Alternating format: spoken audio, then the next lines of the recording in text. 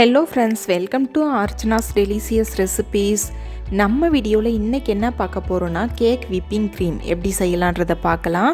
இன்றைக்கி நம்ம liquid cream எதுவும் வச்சு செய்ய போகிறதில்ல, விப்பிங் பவுடர் வச்சு தான் செய்ய போகிறோம். அதில் எப்படி நம்மளோட கேக் விப்பிங் க்ரீம் பர்ஃபெக்டாக வருதுன்னு பார்க்கலாம். வாங்க வீடியோக்குள்ளே போகலாம். நம்ம இன்றைக்கி விப்பிங் க்ரீம் பவுடர் வச்சு தான் யூஸ் பண்ண போகிறோம். இந்த பிராண்ட் பார்த்திங்கன்னா பேக்கர்ஸோட பிராண்ட் எடுத்திருக்கோம். இதோட ப்ரைஸ் பார்த்திங்கன்னா 60 ரூபா. இதுலேயும் இன்ஸ்ட்ரக்ஷன் கொடுத்துருப்பாங்க, அதை வச்சு நம்ம ஃபாலோ பண்ணலாம். இப்போ நம்ம ஒரு பவுல் எடுத்துக்கலாம். அந்த பவுலில் இந்த பவுடர் எல்லாத்தையுமே கொட்டிடலாம்.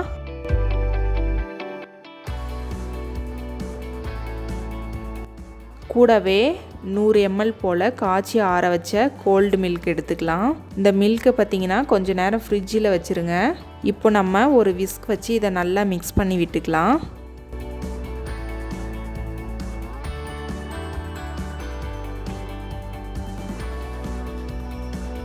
நல்லா மிக்ஸ் பண்ணதுக்கப்புறம் இதை பிளெண்டர் வச்சு 5 நிமிஷம் போல் நல்லா பீட் பண்ணிக்கோங்க.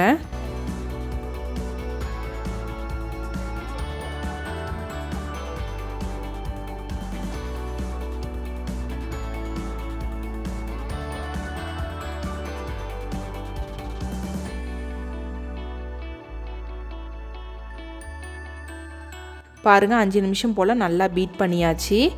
இப்போ நம்ம இதை எடுத்துகிட்டு போய் ஃப்ரீசரில் 15 நிமிஷம் போல் அப்படியே வச்சிடலாம்.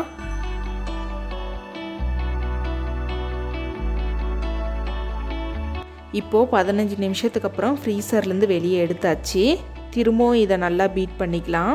ஃப்ரீசரில் எதுக்கு நம்ம வைக்கிறோன்னா அப்போ தான் நல்லா ஸ்டிப்பான பீக் வரும். அதனால தான் நம்ம ஃப்ரீசரில் வைக்கிறோம். திரும்பவும் இதை நம்ம ஸ்டிப்பான பீக் வர அளவுக்கு நல்லா பீட் பண்ணி எடுத்துக்கலாம்.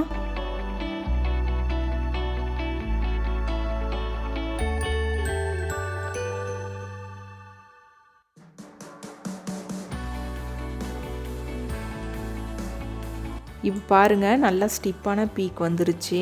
இது போல் ஸ்பேச்சுலாவில் எடுத்து கீழே இதை போல் தட்டினோம்னா கீழே விழக்கூடாது, அந்தளவுக்கு நல்லா ஸ்டிப்பாக இருக்கணும். பாருங்கள், நம்மளோட க்ரீம் எல்லாமே ரெடி ஆயிருச்சு.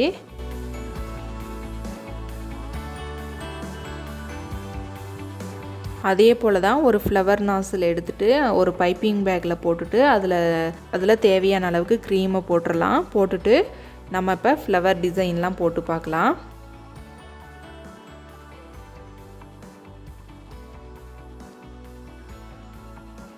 இப்போ நம்ம டிசைன்ஸ் போடலாம். பாருங்கள், நம்மளோட க்ரீம் எல்லாமே நல்லா பர்ஃபெக்டாக வந்திருக்கு. நல்லா ஸ்டிஃபாக இருக்குது இந்த ஃப்ளவர்ஸ் எல்லாமே.